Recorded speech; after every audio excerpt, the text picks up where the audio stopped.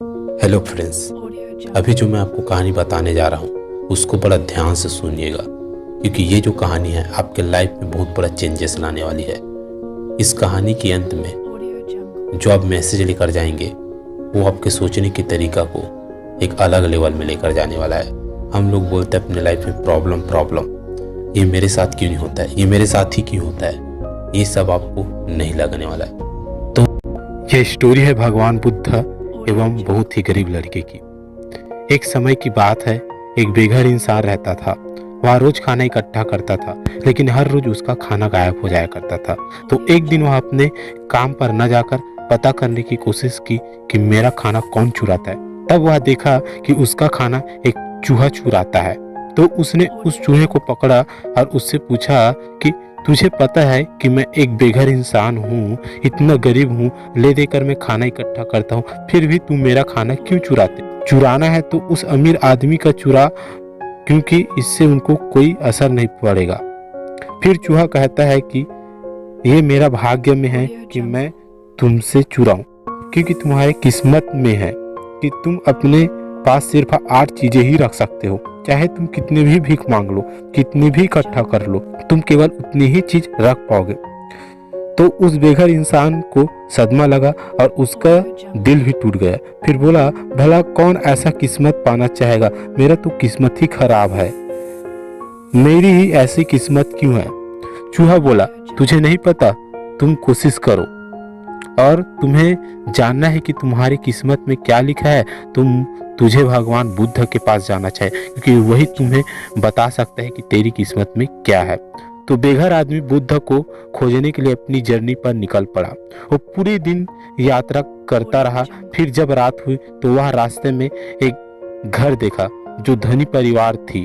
तो वह थका हुआ निद्राग्रस्त वह रात बिताने का फैसला करता है।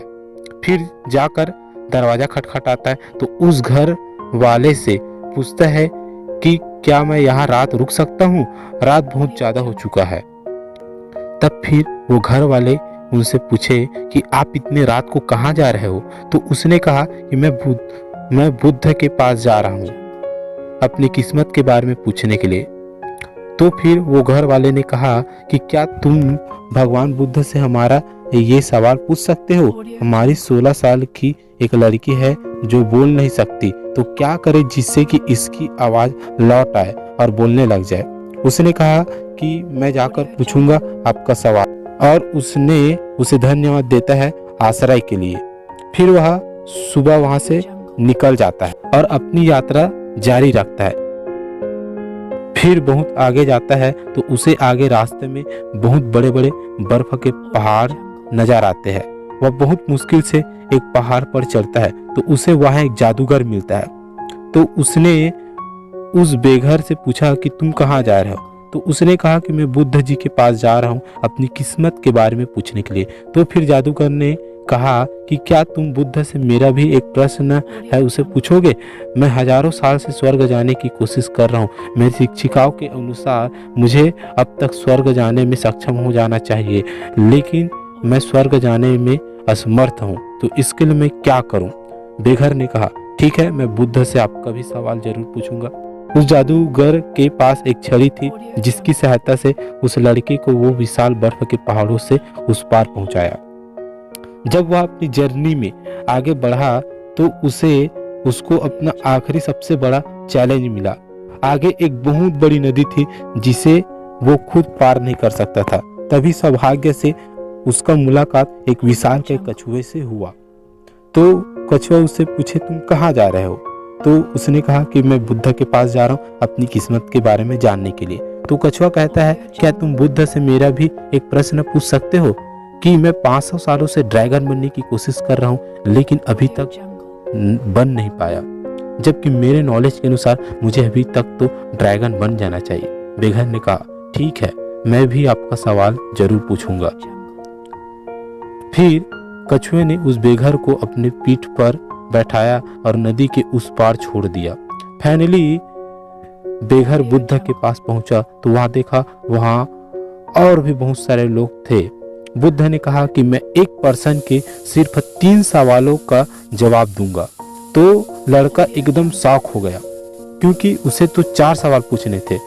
वो सोचने लगे कि उसे कौन से 3 सवाल पूछने चाहिए। उसने लड़की के बारे में सोचा कि वो बिना बोले कैसे पूरी जिंदगी गुजारेगी, और कछुआ 500 सालों से ड्रैगन बनने की तैयारी कर रहा है, और जादूगर तो 1000 सालों से स्वर्ग में जाने की तपस्या कर रहा है। फिर उन्होंने खुद के बारे में सोचा कि मैं तो सिर्फ एक गरीब भिखारी हूँ, मैं बस घर वापस जा सकता हूँ और भीख मांग कर रह सकता हूँ, पर लड़की, कछुए और जादूगर का प्रॉब्लम तो मेरे प्रॉब्लम से बहुत ज्यादा बड़ी है।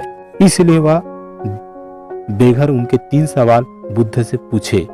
बुद्ध ने जवाब दिया, कछुआ 500 सालों से ड्रैगन बनने की कोशिश कर रहा था, बट वो अपने कवच को छोड़ने के लिए तैयार नहीं है। जब तक वह अपने कवच को नहीं छोड़ेगा तब तक वह ड्रैगन नहीं बन सकता। और वो जादूगर 1000 सालों से छड़ी को अपने पास रखे हुए, वो छड़ी उसको स्वर्ग में जाने से रोक रहा है। अगर उसको स्वर्ग में जाना है तो उस छड़ी को छोड़ना होगा, और जब उस लड़की को उसका जीवन साथी मिल जाएगा तो लड़की बोलना शुरू कर देगी। उस लड़के ने बुद्ध को धन्यवाद बोला और वहां से रवाना हो गया। फिर वो दोबारा कछुए के पास गया और बोला कि बुद्ध ने कहा है कि अगर तुम ड्रैगन बनना चाहते हो तो तुम्हें कवच को छोड़ना होगा। जैसे ही कछुए ने कवच निकाला तो उसके अंदर कीमती मोती थे। कछुए ने वो मोती उस लड़के को दे दिया और वह ड्रैगन बन गया। उसके बाद वह जादूगर के पास गया और बोला कि बुद्ध ने कहा है कि अगर तुमको स्वर्ग में जाना है तो छड़ी को छोड़ना होगा। तो उसने छड़ी को उस लड़के को दे दिया और वो स्वर्ग में चला गया।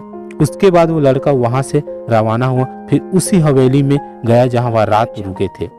वो उसे देखकर खुश हुए और जवाब की उम्मीद करने लगे। फिर वो बेघर बोले कि महान बुद्ध ने बताया कि आपकी बेटी तब बोल पाएगी जब वो अपने हमसफर से मिलेंगे।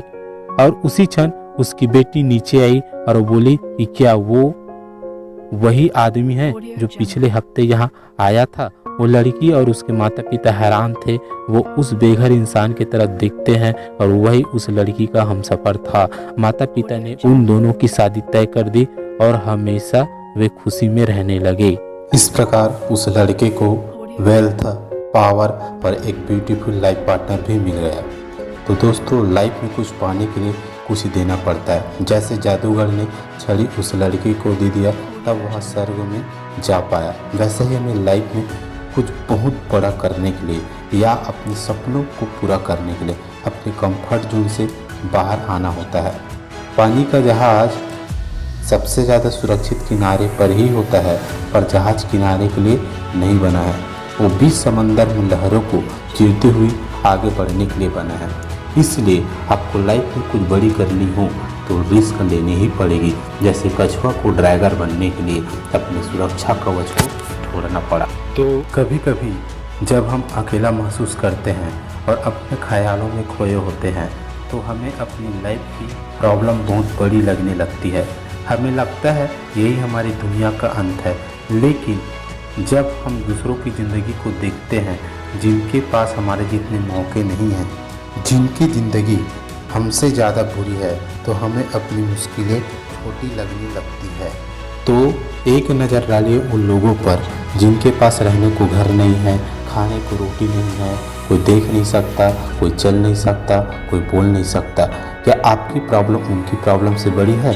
क्या आपको पता है जब हम खुद प्रॉब्लम में होते हुए भी दूसरों की प्रॉब्लम को सॉल्व करते हैं तो देखना इसका रिजल्ट ये होता है कि हमारी प्रॉब्लम अपने आप ही सॉल्व हो जाती है। सो लास्टली एक बात याद रखना दोस्तों, इस संसार में आप जो भी अच्छा करते हो वो वापस आपके पास ही आता है।